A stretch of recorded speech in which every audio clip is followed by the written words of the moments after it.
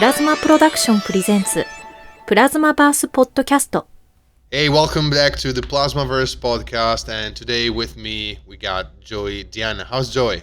Are you fine? Good, how are you? I'm totally fine. We managed to set this call and to be there, and I'm really happy to have you here. You are the fourth colorist on this PlasmaVerse Podcast. We have different creators.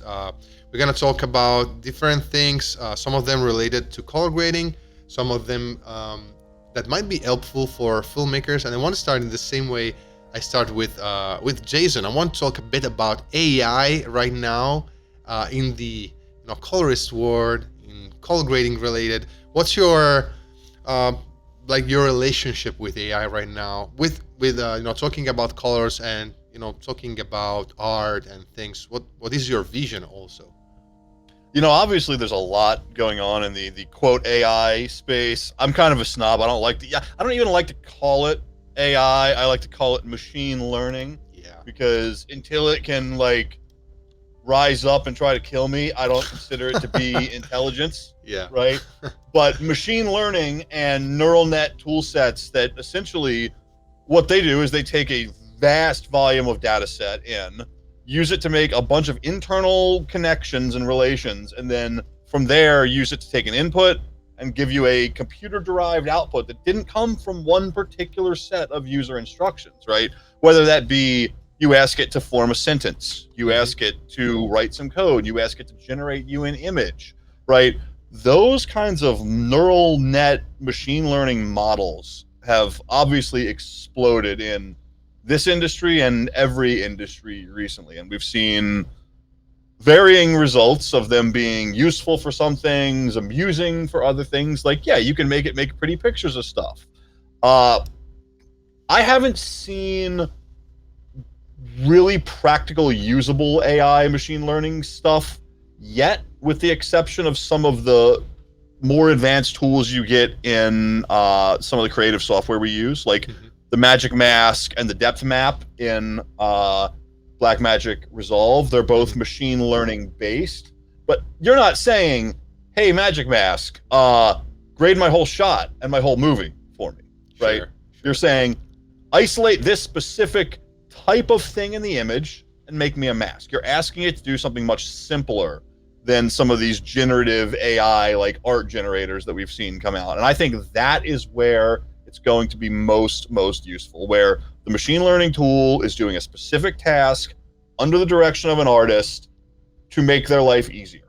And that's what I want to see more of, right? I don't care to see a 512 by 512 JPEG of what the Matrix would have looked like if all the characters were turtles. That's no use to me.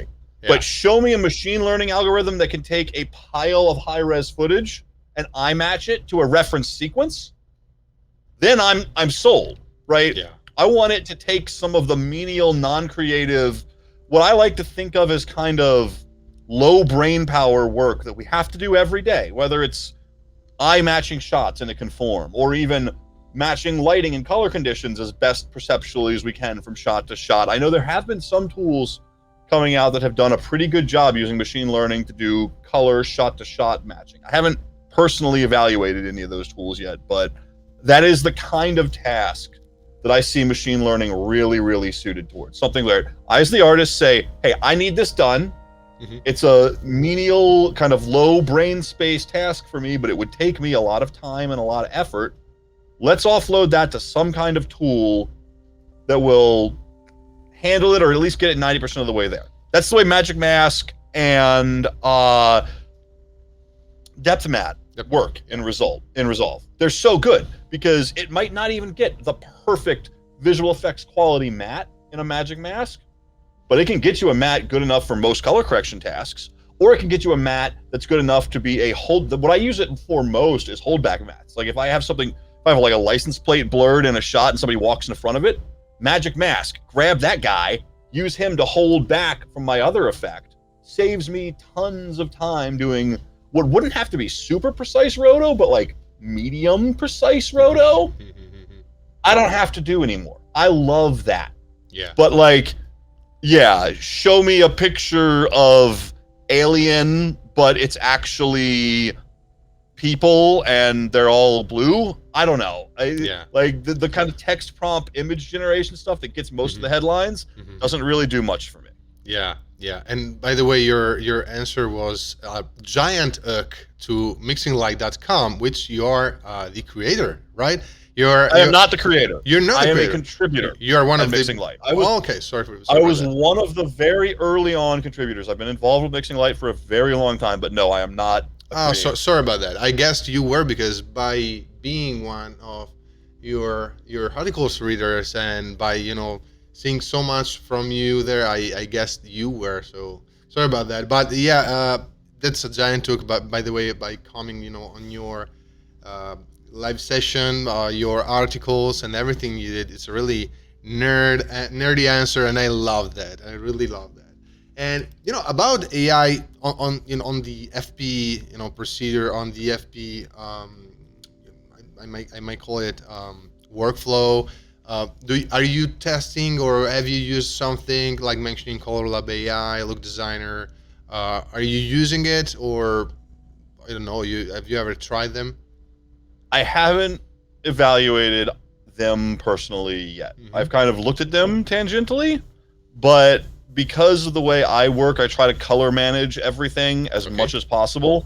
And like my general workflow philosophy is to set up the project, do as much prep work as possible to where the actual grading is the least amount of maneuvering done, right? So I want to use the least amount of tools to make the grade possible, whether that be doing everything in a really elaborate color managed pipeline that has everything kind of ready to go. So basically when I'm going in shot by shot, I'm really mostly just tweaking some printer lights and then making some power windows if needed.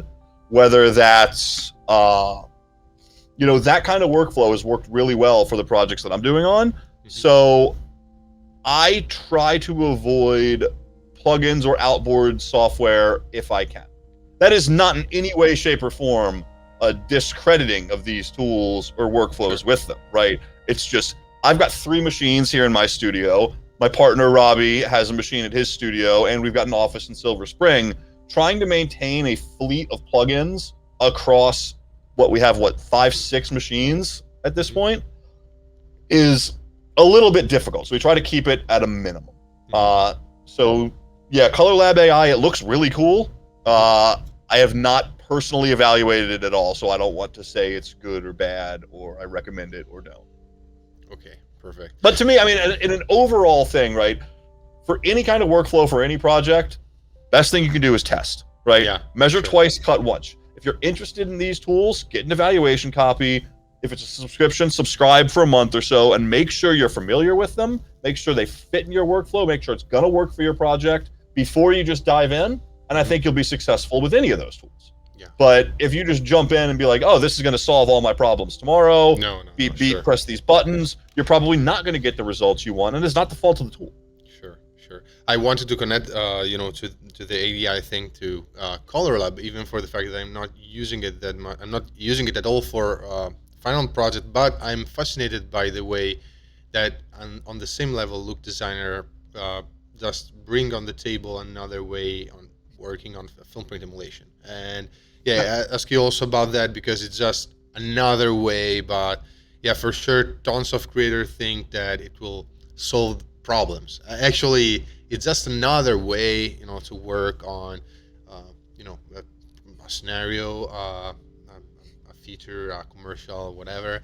And yeah, by the way, great answer. And for sure, these are tools that are born like 1 or 2 years ago, so we might need more time to have them tested and work. Yeah, and film print emulation is a fun one because it doesn't really actually mean anything, does it? It means something different to everybody because every film print is different and every film is different depending on how it was exposed, how it was processed, what pipeline it was used. So there is people have tried to make what they consider to be the most technically accurate film print emulation. I feel like that is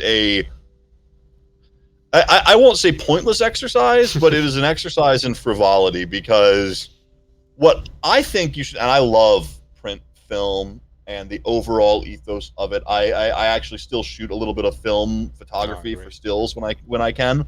But here's the thing. I think the best film print emulation is film print emulation that takes the aspects of film that you like, that you react to, and brings them into your project. Yeah. Brings them into your project in a way that is artistically, thematically, and creatively appropriate, and doesn't bring in the bad aspects of the film that you don't like. So one person's perfect film print emulation might be tealish shadows and blooming highlights and a lot of grain and nothing else. Another one might be like, oh, I really love that like gate weave kind of wiggly little bit that you get in somebody else. Might be like, no, gate weave looks stupid. That's a mistake. You know, Yeah. There's so many variables that film can have to just be like, oh, it's a film print emulation. Doesn't really say much more than just saying it's a color grade. I always like to say it's very analogous to the question, how much is a boat? How much does a boat cost? Well, it really depends on a lot of things. Sure, absolutely. I'm fascinated by it because the first time, Dado Valentic present look designer to me, like he presented the whole OFX by explaining how you can actually, and that thing for color scientists, and I'm not a color scientist, I came from the DP side, so, and the fact that you can actually manipulate your digital stock as it's being developed by the OFX itself, so you can decide the time of temperature from the lamp that is like beaming on the film. This saturation is like chemically, but not chemically correlated. Yeah, you're kind of emulating those chemical processes to present the user with that interface, and it's a really cool tool. I love Dado. He's awesome, and some of the stuff he's come up with is really, really cool. Yeah. And I think part of the cool part about that is you're providing the user, you're providing the artist with a different interface to manipulate the image. And it might not be, I'm not going to say there's one interface that's right for everything, but when you start exploring the image in different ways with different tools, you might find creative things that you weren't expecting. Yeah. You're looking at the image from a different perspective through this tool, which is why I do think you should learn as many different tools as you possibly can, because the minute you start working with your creative art, color grading in a different tool set, you have to approach the problems differently mentally, right? And that might lead you to explore in a different direction that if you were completely in your comfort zone, you wouldn't be. So yeah, having those controls and that much precision in those controls, I think it's a really cool thing. Yeah, even for the fact that one thing that fascinated me the most is the fact that you can mentally think, you can just think about the 3 different layers that you got from cyan, yellow, and magenta, and just shift them as one was supposed to be a bit more like on the upper part than the other, more closer to the light. Those kind of things that make you trip with your minds. And it's on one part it might seem super accurate, on the other part some colorists might say that it's not super accurate because it's like creating a software or something maybe bigger that it can actually handle. I don't know about that, but it's I don't like to evaluate the tools, any tool, based on quote accuracy, because I said, that's an exercise in frivolity. It's accurate to what somebody subjectively thinks it should look like. Right. Everything we do is relatively subjective, and unless you get into very, very accurate film profiling like you do for film prints for motion pictures. But in that case, you're controlling it down to the batch of stock from Kodak, right? That's the only way to get to true accuracy, is if you control it to the actual batches, which is how, major motion pictures have done their distribution for many years before they moved to digital distribution, right? Like the set of film prints that went out for a movie were in the most cases from the same or sequential batches of stock from the film vendor to get rid of any kind of inconsistencies, right? So there is no one, like, we're just going to emulate film exactly. But we can do a heck of a lot of cool stuff emulating the pretty parts of film that we like. Yeah. And that's where it becomes a creative thing, and that's what I like. Sure. At the end of the day, the cool thing that I also talk about, with also directors, is the fact that they come up with like Sony FX 3, which I don't know. I'm not really a Sony lover on the other end, but if I can just transcode that into ARRI, I can put that stock that he liked, and in the end, we got everything that we like. You know, the magic is done on that. And that's the thing. We live in a Everything. fantastic world in the future where for most things, I don't want to say for everything, for most things, the camera model doesn't matter anymore. Yeah. And what I mean by that is almost all digital cinema cameras capture a wide enough breadth of data to do any given look that we would want to do. Yeah. The constraints being if we put something in front of the lens that artistically matches what we want, right? You know, the amount of 10-bit raw, super whatever magic camera is never going to solve ugly lighting or bad production design. The look of a film is always created first and foremost in front of the lens.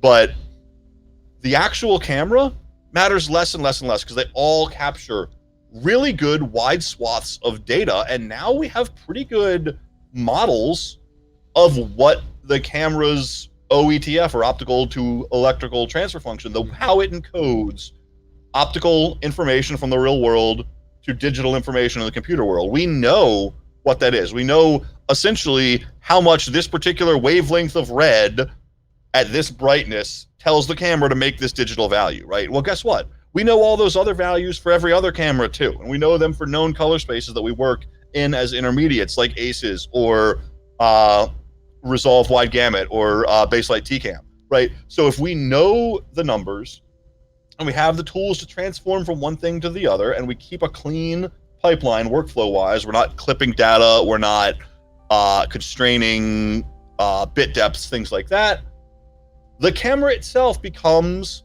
a logistical choice for the artist using the camera. Okay, I want to use X camera because it uses these batteries that I like, and I can bolt these 4 things to it on set, and it will make my life easier, right? That's the decision behind the camera, not this camera makes the magic image with the secret sauce that I like, right?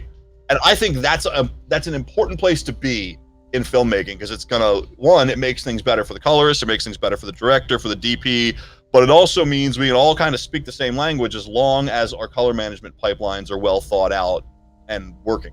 Yeah, 100%. I'm coming also from this documentary where we had a director that it's like on Italian Alps, and he can't like shoot with anything that it's not Sony, because everything that he needs is available on Sony cameras. But at the end of the day, transcoding everything in the proper way, we can manage what he wants in the end. You know, he wants a hurry look. It's not an Alexa, okay, but it tastes like, and that's the thing. How do you know this whole scenario that we got right now? I got a very specific question. What do you think about this kind of boom that we had during the latest 2-3 years on the color world? And on one side, you know, you're surely aware of the fact that tons of content creators are renaming themselves as colorists and are putting tutorials online, like misleading people to bad directions. But on the other way, I think that this thing, it might have opened gates to professionals that right now are more present on the web, and right now are like sharing knowledge everywhere. Right now, in my opinion, there is everything on the web about color grading, and color-wise, you can just know everything. Mixing light, low post. We got tons of different scenarios. Few thoughts about this whole situation, and your vision, how you feel about this whole situation right now. Yeah, I mean, it's definitely, it's been coming for a long time. I started in post-production over 20 years ago. I started in linear online editing in a post house, which meant to learn the tools of the trade, I needed to basically be given the permission to go play around in a room with almost $1 million worth of equipment, right? I couldn't even think about learning these skills unless someone trusted me enough with their $1 million investment. That is a pretty big gatekeeping tool, right? And just the nature of the technology at the time, there was really no other way. That was how the stuff was made. I came from a TV background, not a film background. So we were doing linear TV editing and finishing. But it was the same in the film world. Unless you had access to the physical tools, you weren't going to get valuable experience. You weren't going to learn things. And unless you had mentors willing to teach you, you weren't going to learn things. I was fortunate to have, one, the opportunity to be there in the right place at the right time, two, incredible mentors who were patient with me in my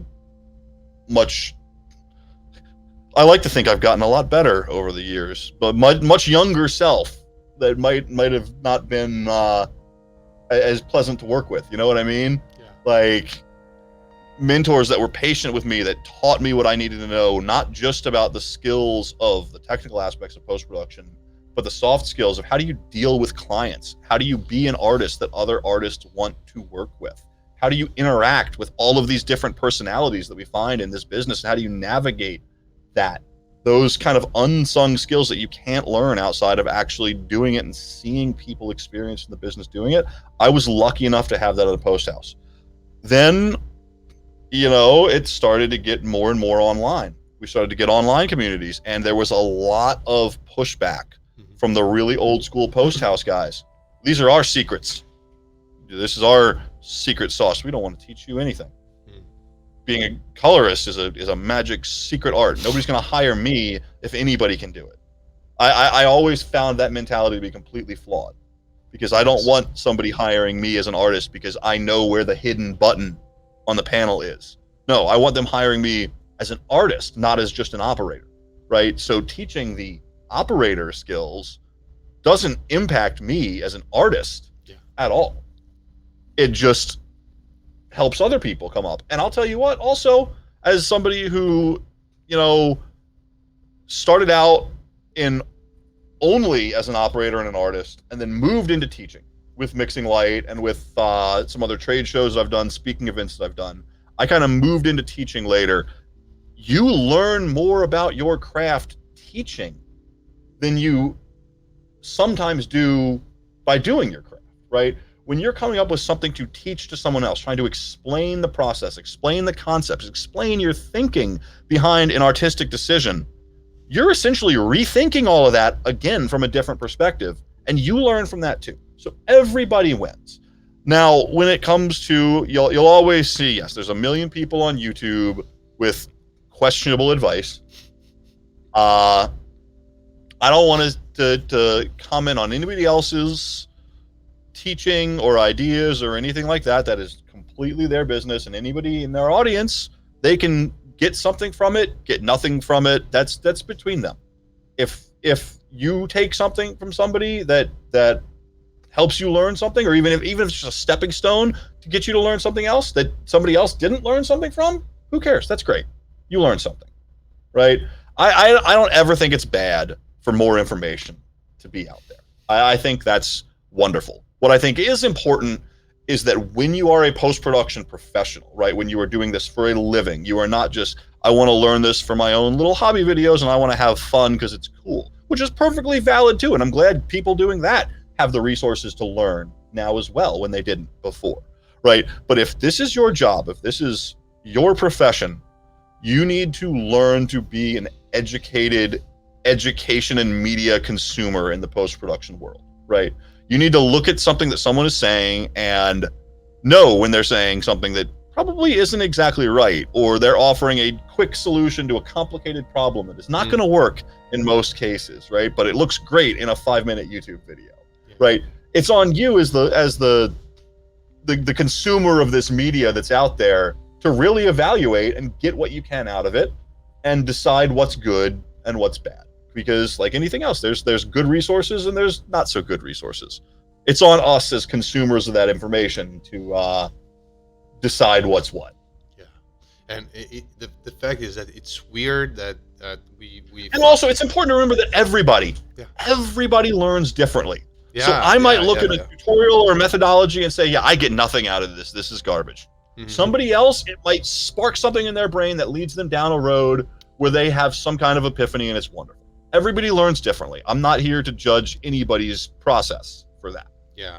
So the scenario, in my opinion, the weirdest thing of this kind of scenario is that they are overcomplicating really, really simple things and underestimating really big problems. There is this kind of, Because it makes it, I mean, that's exactly what you do if you want a 5-minute video that grabs a lot of clicks. yeah. But again, as a smart consumer of this kind of content, you would look at that and say, hey, yeah, okay, this is either filler or he's doing something that is only going to work in this one example on this one shot. And I can tell just from looking at it. So it's not really useful. Doesn't mean even in that case, there might be something. There might be something that is valuable there. Yeah. I remember one of the things I see the most on videos, forums, like everywhere, and also a question that get asked a lot. It's like recreating, film looks, and I always like smash my head on a wall and take like one specific scene. It will come out to your mind in the moment that I will say the name of the movie Grand Budapest Hotel. The scene where you got all the pink package, with cyan stuff around, and how we can have that kind of look. And I always I say, that's easy. No, it's that's there. the easiest look in the world to do. It's there. You get a bunch of stuff that looks like that. Yeah, and you put put a camera behind it and you shoot it, right? That's not done in the grade. Exactly. And that is why it's really important. One of my biggest philosophies in grading, especially with narrative stuff and with higher production value stuff, because I do a mixture. I do some narrative, I do some commercial stuff, I do a lot of nonfiction documentary stuff. Okay, the nonfiction documentary stuff, a lot of times it's run and gun, a lot of times it's archival footage we have no control over. Sure. That you are pushing more look into it than was there sometimes to make shots match or make them flow, whatever. But something where they had a DP on set, a production designer on set, a lighting designer on set, they made decisions for a reason. So if I bring in their footage and just look at it under a default display transform, basically how they would be monitoring it on set. This is whatever they were shooting transformed into Rec 709. Yeah. And I think it looks kind of wrong, or it's way too bright or way too dark, and I need to move it this way heavily or move it that way heavily. I got to think back and think, because wait a minute. This is probably like that for a reason. There's probably some narrative reason why it is dark or it is bright.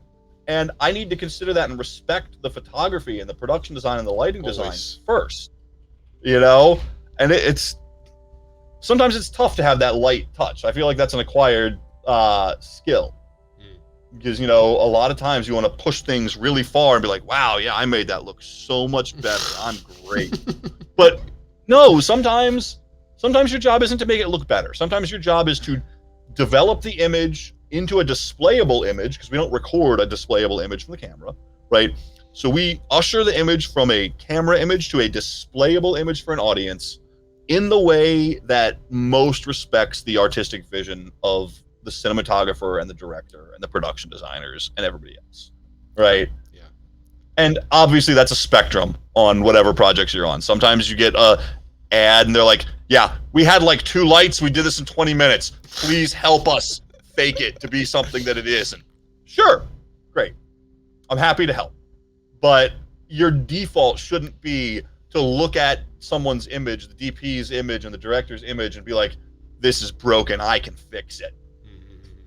Most of the time, if the cinematography is good, it's it's not even fun for us. Everything, it might work. Oh, see, for me, it's the opposite. Because I just finished, last year, I finished a feature film called The Road to Galena. And it's an independent film. It's beautiful. It was all shot on the eastern shore of Maryland and in Washington, D.C. So there's beautiful scenic farms and just stunning photography. The DP, his name's Clark Vandergriff, who's absolutely amazing talent.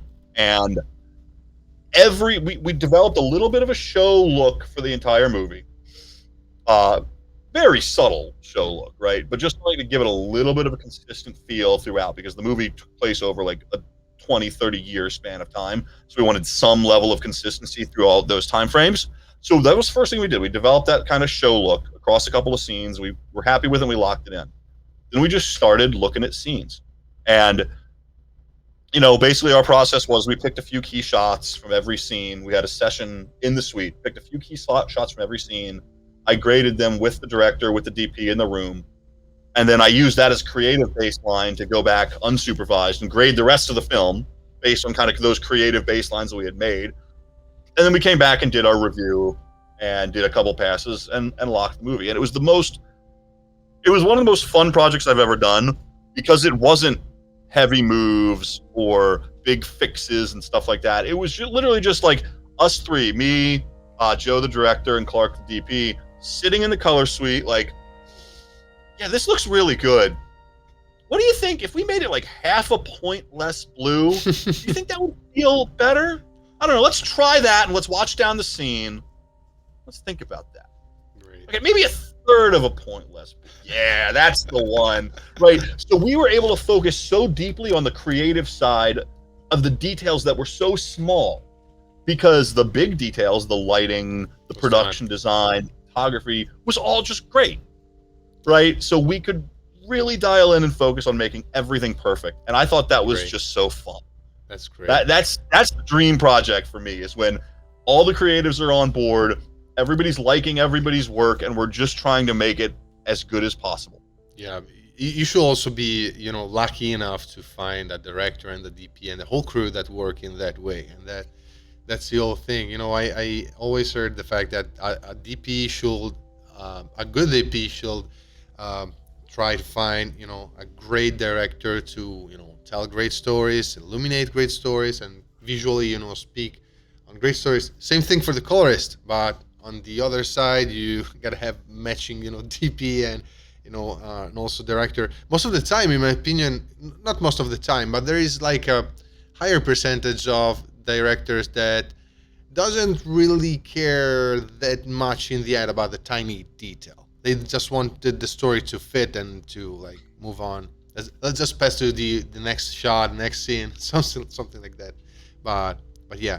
So you've been lucky enough to have a project like this, or you want to talk a bit more about this, because I read about it on Mixelite, and yeah, we'll love to know a bit more if you want. Also on the tech side, if you want to share something with us. Yeah, absolutely. We graded the film at our facility, DC Color, in Silver Spring, Maryland. And it was all, with the exception of some drone stuff and a few other elements in there, it was all shot on various RED cameras. Did the entire film in ACES, node-based ACES. This was great because we had 3 or 4 different generations of RED cameras. So all of them got transformed into ACES CCT. As I was grading shot to shot, I couldn't tell you if it was the Dragon or the I don't remember what other cameras they had, but which model of RED it was. I couldn't tell you what was what, right? And everything fit into this show look that we built really, really well, because the show look was subtle. And it was, the overall show look was, like I talked about earlier, it was kind of my vision of what I like about film prints. So a little bit of grain, little bit of bluish teal in the shadows, and a little bit of a volumetric transform of the blues to be a little bit more teal, right? That's it. It was not some complicated, like, this is the magic super LUT that makes everything amazing. No, it was just, we're going to take the blues, make it a tiny bit more teal. We're going to maybe make the highlights a little bit warmer. We're going to throw a little bit of grain on there, and we're going to put a little bit of tealish blue in the shadows. That's our show look, And it was really just there as kind of narrative glue for the entire film, because the film takes place over multiple locations and multiple times. But what was really cool about that is those elements work, since that was the last part of the grade, right? That was the very end of the node tree. It was on the timeline level. Everything was affected by this little subtle show look. When we were going to a scene from a different time, we might grade that scene differently. We might make it a little bit more dark or a little bit more light or a little kind of green or pale, depending on the mood and the narrative reason for the scene, right? And that let us have, okay, so these scenes look very different. The entire film, beginning to the end, does not look identical, but it has a thread throughout it where there are elements that all fit. It feels contiguous. It feels like one film, but it has individual scenes with individual looks. And And I think it was a very good balance between those two kind of competing ideologies. Great. For the one that are listen, they can find something also on your website, right? Yeah. Yeah, you got the trailer and on joydiana.tv. And what do you think also it's a common myth on our job? I think the biggest myth on our job, just in general or specifically? In general. That we as colorists make a look. We don't make the look. Sure. We can adjust the look, we can change the look, we can do really good things or really bad things to the look. But the look of a film, the look of a movie, the look of a show, the look of anything is primarily driven by lighting, production design, set design, costume design, everything that goes in front of the lens. Like, if you have someone in a gray room wearing a gray shirt, they're gonna blend into the background. Yeah. You can't color grade that away. You know, you can't throw a film LUT on that and make it look different, right?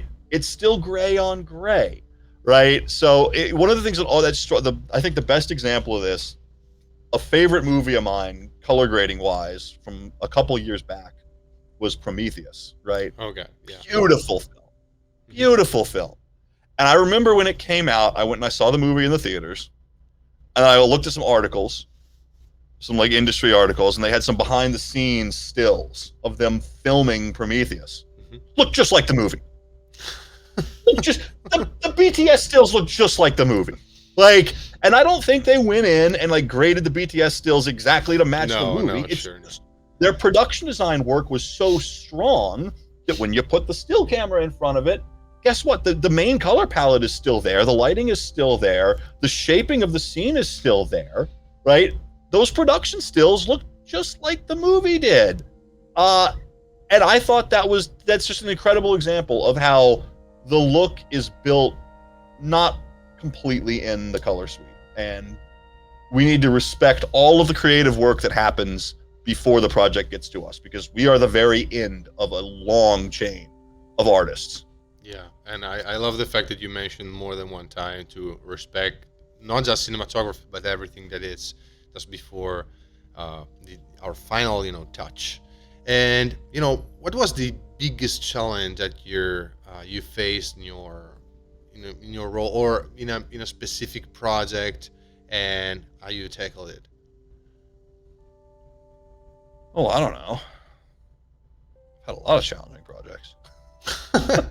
On a daily basis. There's so much push and pull. It's always we need more, faster, cheaper, right? Mm-hmm. And how do you come up with innovative solutions? Because remember, there's three things: there's good, there's fast, and there's cheap, and you can pick two. Yeah, that is the general rule of the universe, right? But that doesn't mean you can't be innovative, right? That doesn't mean you can't find efficiencies. And finding those efficiencies, I think, is where you can be an asset to your clients. Mm-hmm. Because,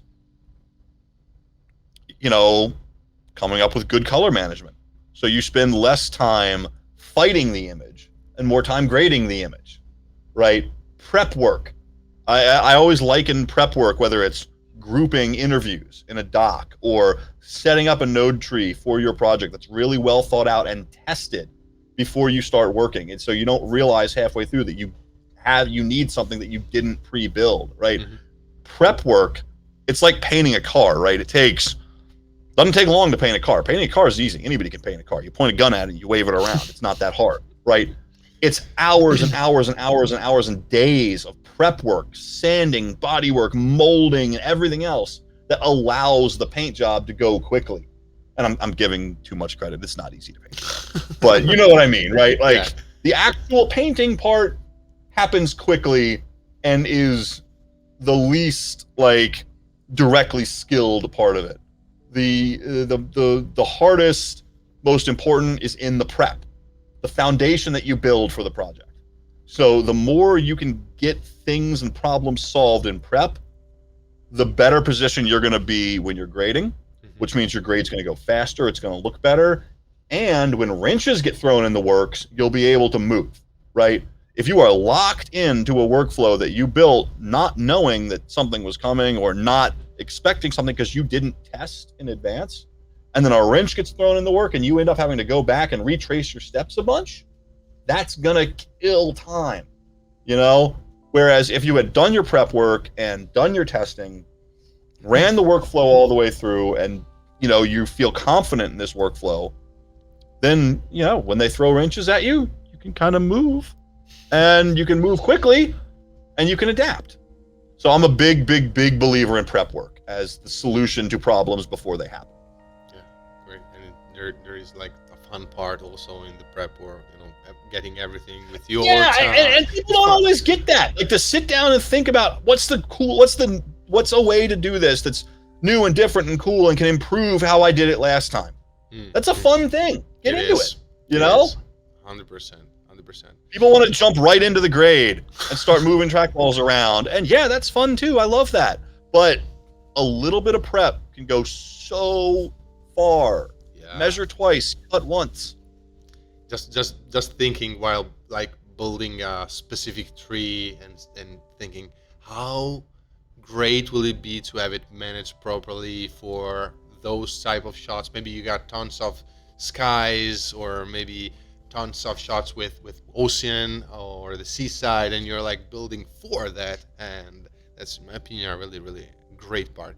By the way, you always wanted to be a colorist, or you have like moments where you want to be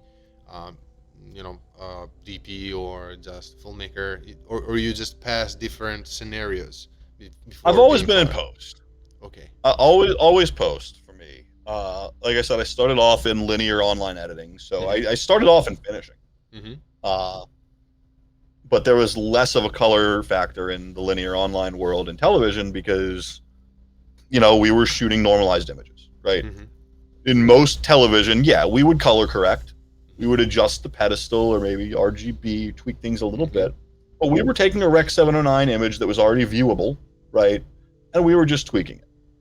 And that was all well and good for television for a long time until the advent of the digital cinema camera. Basically until Red came on the scene and Ari came on the scene with the D20. Then you have these log images that you can't just look at and they don't look right. Yeah. You need to grade them with the correct transforms or they're going to look really weird. Yeah. That was not a sea change for the film world.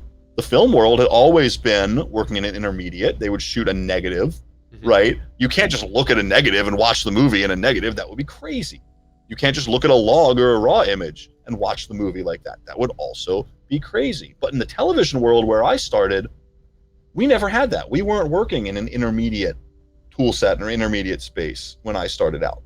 So when the digital cinema cameras kind of hit the scene, that's when I was like, okay, this is fantastic. This is something that can, one, bring television along with HD and higher resolutions, but bring television to the level of image quality that it's never had before.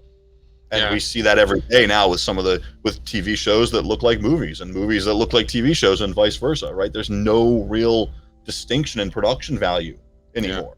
20 years ago, there was a big distinction. Yeah. So having these digital cinema cameras come onto the scene, I guess it probably would have been like early 2000s, maybe early 1999, something like that. That kind of era. That's what drew me into color grading specifically. Great. Because I already had a finishing background, and I was seeing these images that could just look better than anything I've ever seen on television. For somebody with a television background, that was pretty cool. Yeah. I grew up in television. My dad was a broadcast engineer for CBS here in Washington for many years.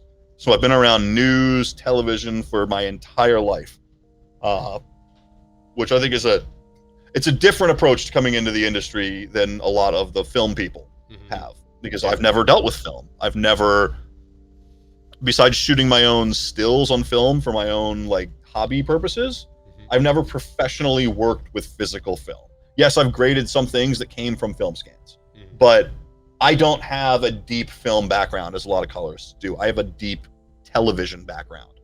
And when digital film cameras and digital cinema cameras came into my world of television, that opened up the world of color grading for me, and that was it. That's great. You anticipated a bit of a question I will have ask you.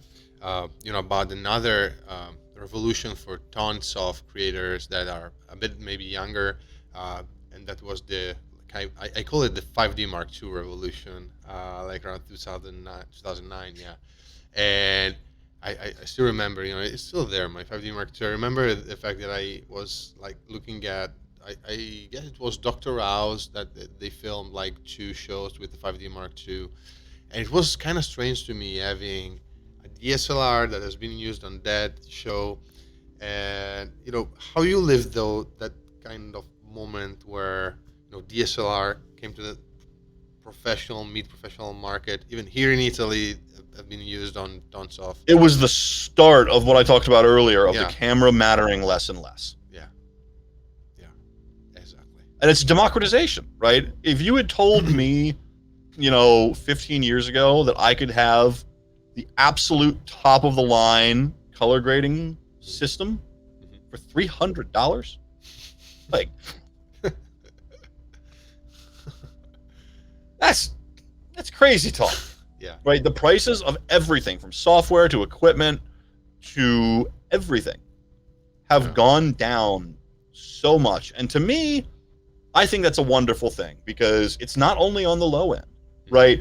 Basically, this amount of cost reduction that's happened in our industry allows me and our company, DC Color, to have things like 3 locations. Robbie and I have home suites, and we have an office. Each one's fully kitted out with Resolve, panels, HDR monitoring. None of that is cheap per se, but it is a lot less expensive than it was 10 years ago or than it was 20 years ago. So the fact that all of this is affordable for a kind of solo or small shop opens up a lot of opportunities. Yeah. Nothing's ever going to be free. To get to higher levels of production, you do need higher levels of equipment. I do a lot of HDR and Dolby Vision finishing. The only way to do that is still to spend $25,000 on a monitor. That's what it costs. Yeah. But everything else together doesn't add up to $500,000 like it used to, right? Yeah. I've got a Mac Pro running Resolve, a $3,000 or they're $2,000 now Blackmagic Mini panel. 2000. And I've built a color suite here in my house that I can work in every day. And I can do top level work in for a fraction of the cost of what it would have been 5, 10, 15, 20 years ago. Yeah. And that opens up the industry to so many more creatives coming in at any level. Yeah, and even on the HDR side, prices are lowering on like a month base. I think Sony, Canon, also brands entering the game, and everything gets super affordable right now. I think that some Sony. Yeah, we were early adopters in HDR. Yeah. The prices will come down. Yeah. I think maybe one or two here will set it like I won't say the new standard because it's already a standard for like Netflix, but yeah, it's coming. It also, I graded a show for YouTube like a month ago, and YouTube is supporting HDR. Obviously, there is a compression factor and all those stuff, but still, the prices of the monitors are lower and lower, on a month base, and that's great. HDR, in my opinion, is one of the greatest things that I would love to talk more about. Obviously, not anyone is grading HDR right now, and the first time, in my opinion, you grade HDR, it's like, why can't I grade HDR all the time? Having the possibility of see those details in the blacks, because anyone think that HDR means let's smash that gain and let's crank everything up to the maximum nit level and let's saturate everything, but it's more like let's see what we can see in the HDR pass. And when you try it, it's like, oh man, why can't I anytime? In my opinion, it's something like that, and I hope to talk more about and more about HDR. But obviously, it still is like high-end thing right now and not available to anyone. Who has been your most important professional mentor, if you have one? Oh God, that's tough. Or if you have 2 or 3 or 5. Oh man, I don't want to say names because everybody's gonna get mad at me if I get it wrong. I grew up in a post house basically, Mm-hmm. and I would be nowhere without a lot of the guys that were there teaching me the ropes of this business. Mm-hmm. And it was never. I take software and technology very easily, Mm-hmm. right? Learning systems and techniques and all that is incredibly easy for me. I have a method in my brain, I think, and I've always said this: the best way to learn software is to abstract yourself from the software. You know, what do you want to do? You know, the software can do it, right? I'm not a Resolve colorist. I'm a colorist. I know what I want to do. I know how to make Resolve do it, right? I could easily make any other system do it. As long as you have a good way to separate those things in your brain, you can learn any software really quickly. And I've been like that my entire career. I've edited and online edited on every system basically ever made, from Linear to Media Composer, Symphony, Avid DS, Smoke, a little bit of Flame, Quantel, Resolve, some Baselight. Like I've used everything, and I don't, just like I was talking about with cameras earlier, I don't think the tool is the primary driver of what I do, right? What I needed mentorship with, and what I think everybody needs mentorship with, and I think that nobody ever perfects, is all of the soft skills of navigating this business, right? This was especially at the time where we had clients in the suite every day. And, you know, I'm coming into the business young, 21 years old, 20 years old, thinking I'm the hottest thing in the world. I'm Joey, I'm awesome. Arrogant kid. And there were a lot of experienced industry professionals that taught me how to act and how to behave and how to deal with people and how to interact, and the soft client management skills that you cannot get from a book or from a YouTube video. How do you do good client services? How do you interact in a room where you've got 5 people, you're driving, you've got 5 people telling you different things, right? And you need to keep the session moving. You need to make progress, because the one person in the corner is the one paying the hourly bill. They're going to be real unhappy if nothing's happening, right? Then you've got creatives here, they're disagreeing. Who's in charge? How do you navigate that? How do you navigate that in a way where you don't make anybody mad? Where none of the people that are disagreeing are ever mad at you. You're making them come to a compromise together. You know, it's like a air traffic in a busy suite in any kind of post-production. It's like air traffic control, right? I was once, because I'm in DC, I do a lot of political work. I was once in a room with 2 political consultants, an art director, a producer, and a United States senator. And trying to navigate who is in charge of this session and keep everybody happy. That was tough. So the best mentorship I got was for soft skills like that. How do you present yourself? How do you act like a professional? How do you, be the kind of artist and creative that other people want to work with? There were countless people at my old post house that made the biggest difference in my life with that, because I was young and arrogant, and I needed to be put in my place many times. And I do worry that I was talking about this with an editor that I know, who I go back to that same post house with many years. And I was like, this new world of remote work is great. It gives people opportunities to work with clients they would have never been able to before, right? It gives people opportunities to work in an environment where they're more comfortable, saves you commute time. Like, I work from home for, in general, very selfish reasons, right? It's easy for me with my kids. It's easy for me with my schedule. It's exactly how I want it. I don't have to share this space. I don't have to, commute. It's great. I love working from home. But the mentorship angle, that kind of goes away in that environment. And I don't know how the next generation of artists is going to get as much value out of mentorship that I did. The flip side of that is I've seen a lot of really cool communities pop up since COVID. Online communities, whether it be like Discord, websites, forums, whatever. So many user groups and artist groups are popping up and being supportive of younger artists coming up. But I just don't know how they get along without, being in the room with someone. That's how I learned, and I'm sure they will.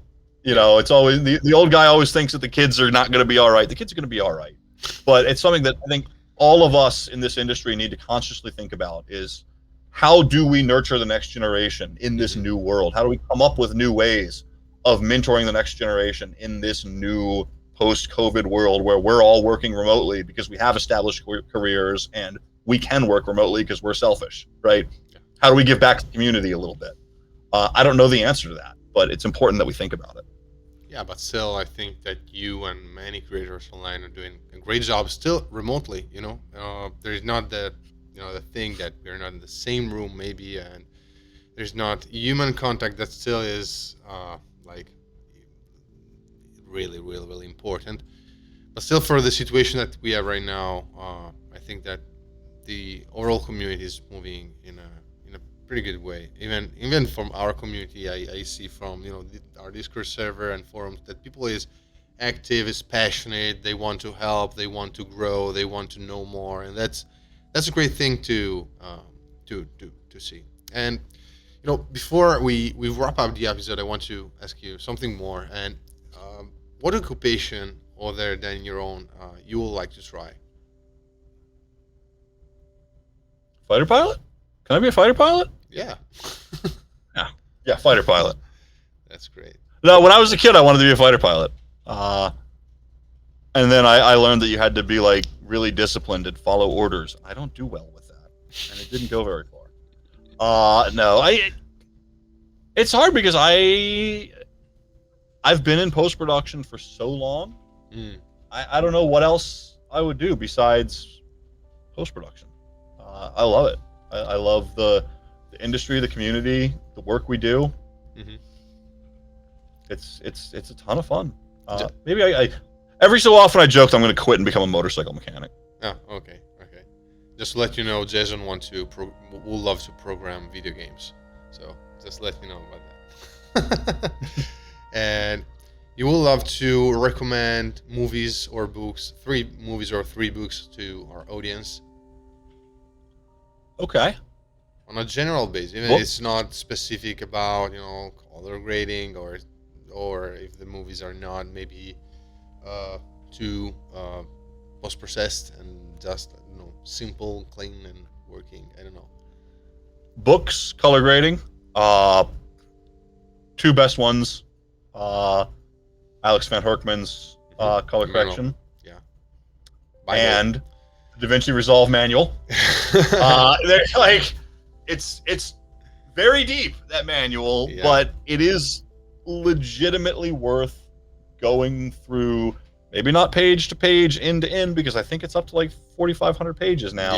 Yeah. But anything that you're not fully up on, find that section in the manual and just read it straight through. You might not become an instant expert, but you will have all the tools you need to know what to explore next. And of course, the color grading handbook. Excellent book. By the way, also the Black Magic one, it's free. So yeah, it's free. It's free. And actually, they also have now that people don't always know about is they have a new series of free books that are topic driven. So they've got one on editorial, they've got one on color grading, they have one on fusion, they've got one on audio, free to download, or you can buy it if you want a physical book to read, which some people do, but the actual book itself is free. Movies, just good ones. Yeah, for sure. Top Gun, love the new Top Gun. Such a good movie. Incredible. Like I said, I wanted to be a fighter pilot. That movie was gorgeous too. Like, oh my god! And it was funny because I won't say it's better than the original one because you can't do better than perfection. Yeah, that's a mathematical impossibility. Yeah. But I would say it's equal to the first one. It was incredible. Sure, so to see a sequel come out, because we get sequel fatigue, right? I'm tired of all the. Just come up with a new movie, guys. Like, make a new movie. Yeah. I don't need a sequel, but they did it with Top Gun. I'm waiting deeply for our friend Jim Cameron Oh. to release The Abyss on Blu-ray. Okay. The Abyss is probably my favorite movie ever made, and Okay. the best home commercial buyable version of it to this day is a DVD with baked in letterbox. So like 60 by 300 pixels tall. Oh, okay. 60 with letterbox baked. It's Oh. because SD DVD can be anamorphic. Yeah. This one's not. We've been told every year that it's coming out this year. I please, Mr. Cameron, I will watch every Avatar in perpetuity if you just give me The Abyss on Blu-ray. And also, okay, speaking of sequels, from a filmmaking perspective, new Avatar 2. I went and saw it. I've seen it twice now in different formats. Mm-hmm. One, I think it's a great movie. I love the first one, and I think he really, really blew it out of the water, to say it in a silly way, for the second one. But what's interesting to me from a filmmaking perspective is that this one has variable frame rate, right? Mm-hmm. Some shots are 48. The entire presentation is 48, but some shots are 48 and some shots are 24, where it's just 2 frames next to 2 frames. And I, as a very technical viewer, could obviously tell each shot and the changes. Yeah. Kind of took a little bit of getting used to. But Cameron's mentality for this, what he said, is that higher frame rate is better for stereography. And he was very passionate about stereography in these films. And I have to agree with him. The 48 frame shots make the stereography really, really, really sing. So am I like 100% on board with high frame rate? No, I don't think so. But part of that's my own internal bias. People younger than my generation love it because it's what they're used to, right? But the juxtaposition of the use of frame rate for both a creative and a technical reason, creative for fast motion, technical to make the stereography work better, I think it's worth going to see, because no matter what, you will have an opinion on it. And it's probably one of the first new ways of presenting a film that we've had in a long time. Right. Yeah, I still have to watch it, so I'm really excited about that too. And it's really good. And oh my God, the work they've done advancing performance capture technology in that movie, it's insane. It's stunning. Like, it really does just draw you in and believe that the blue people are real. And the performances are great. Sigourney Weaver plays a teenager in the movie. And I think her performance is probably the standout performance in the entire film. It's just really good. I'm sure part of that is just her own talent as an actress, but I think she really took to the performance capture techniques really well, because it just works. I went in being like, cool, new Avatar movie, let's see what it's about. And I came out really impressed. Really impressed. Is it like the greatest movie ever made? No. But there's so much to think about from a filmmaking perspective in that movie that I think it's worth everybody going to see it, and maybe going to see it like I did in multiple different formats, whether it be Dolby one day or the 3D and another 2D, experience the different ways that it can be displayed. And it's really interesting to think about kind of the future of filmmaking. Yeah, it is. It surely is. I got an extra question just for the sake, because I have this kind of speculation during these days that came to my mind, and I'm thinking, about what if Apple will buy Blackmagic Design in a period of I think it's unlikely. People always rumor and blah blah blah blah blah. I don't know why. I just had this in my mind for 2 weeks. I don't know why. Maybe there was like a moment in my life where I'm just pointing at Blackmagic things, seeing the Apple logo in there, and I don't know why. And I'm like, I don't know. I want to talk about this with few colors, and I also talk about this with Jason, and he said, "I hope not." I hope not, but still, I don't know. I want to. It's not It's not. I'm not. Talking about this as a positive thing, but just as a thing. Like, guess if it might. I think it's completely unlikely, because Blackmagic has always been a very fiercely independent company, right? they came out with initially video capture cards that were really good, high quality, professional, and way underpriced compared to everything else in the industry. And that's what they've done through intelligent manufacturing and other stuff over the years. They've brought costs down on so many things. And, you know, to the chagrin of a lot of other industry companies, right? I just don't see them being choosing to be bought by another company. I feel like they want to control their own destiny, and their pricing and product roadmap that they've had so far, I think, indicates that. You know, they like to disrupt. The Blackmagic Cinema camera was obviously a huge disruption, especially the new ones. Like, they're incredible. For that price point, they are incredible. So I don't think they want to be part of that kind of thing. But I don't know. I can't speak for them.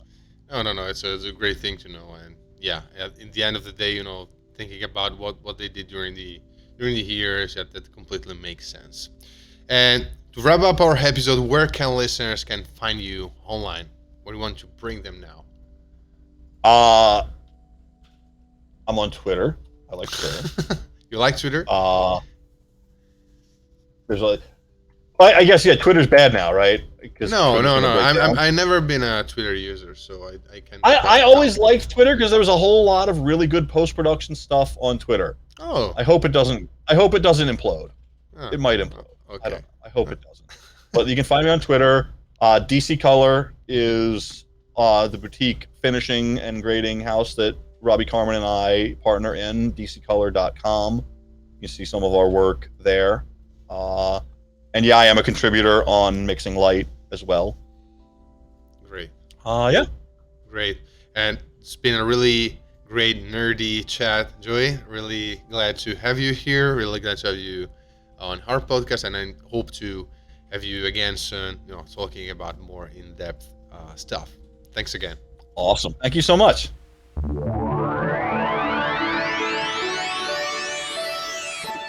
プラズマバースポッドキャスト